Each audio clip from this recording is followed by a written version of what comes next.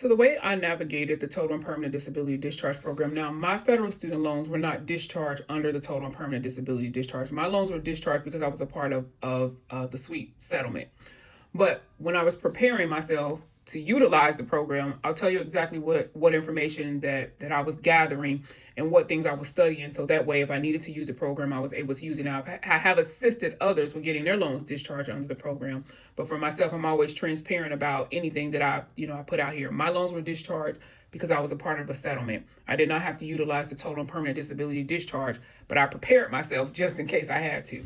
Now, and it's so crazy because I just got an updated accommodation sheet today at work, and I can show you my date here. It's got the date. Well, actually, it was on the 7th.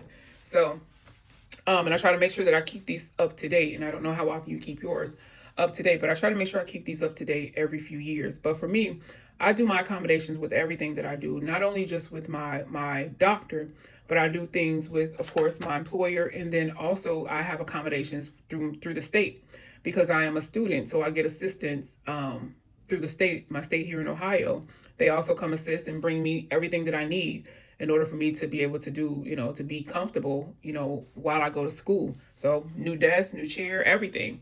But to answer the question about what your question about it. So we know that with the total and permanent disability discharge program, that it does not, working does not disqualify you from receiving total and permanent disability discharge. But we get into the question of the substantial gainful activity. This is what the Department of Education is trying to determine. Are you able to engage in substantial gainful activity? Because if so, then that is you wouldn't qualify for your loans to be discharged under the program. And they do that through a number of ways. And since you are seeking yours under a medical doctor certification, and that was going to be the route for myself as well, what that means is that our condition had to have lasted continuously for 5 years, or it's a condition that's going to be expected to last for 5 years or result in our death. Now, you see an oncologist, and I don't know where your condition is, but if you haven't, make sure that you look at the compassionate allowance list as well to see if your condition may fall under that list.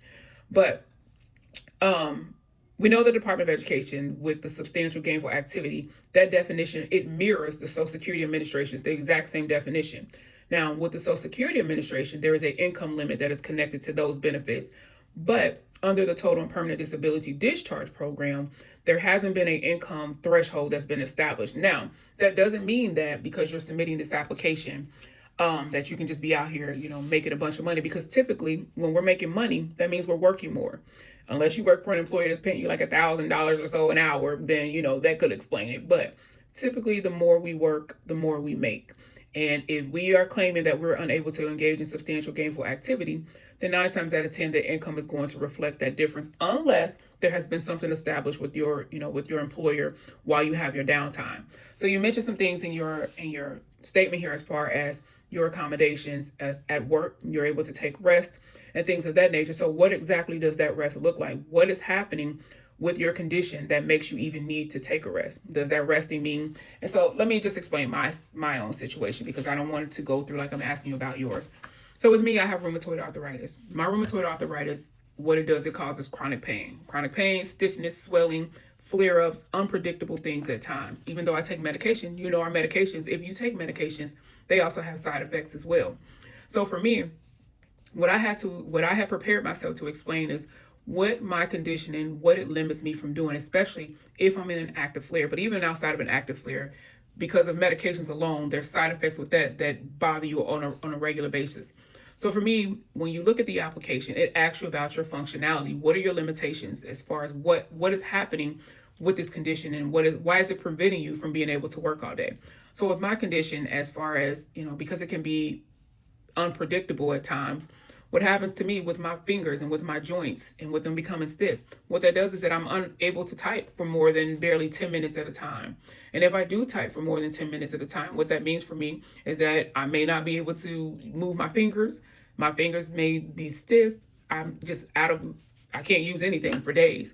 Also, if I'm at a space, and this is where I got the accommodations where with my state, they came to my home and provided me with the things that I need. It's because of the fact my setup was bothering my shoulders. And so with my shoulders, with the pain in my shoulders, it was limiting me from being able to do my job. But even at work, let me get back to work. So with my type of job, I utilize my hands. I'm a phlebotomist, so I have to have my hands in order to draw blood. And if you are doing things that require with rheumatoid arthritis, sometimes I'm not able to even put my fingers together to be able to hold, you know, a needle to be able to draw blood. If I'm doing that more than, you know, 3 patients at a time, or if I'm doing a heel stick, which requires me to squeeze, if I'm doing more than 2 patients, then I'm not able to use my hands for the rest of the day, or I have to go rely on my coworkers to come assist me. I'm not able to pull open doors. Pulling open a door at the job, the doors that are too heavy, causes pains in my hand, causes joint swelling, you know, erosion of the bones in my hand. So just telling the Department of Education, what does your condition limit you from being able to do at work, and being able to explain it, you know, thoroughly. What does your documentation state as far as what your condition is? And mind you, I should have went through this. I could have read some of the stuff that they have, but what are evaluations that they provide, you know, what your doctors provide you. Like, yeah, here, wrist braces, heating pads. After drawing 3 patients, you know, we have to ice, hands have to be iced to alleviate the pain.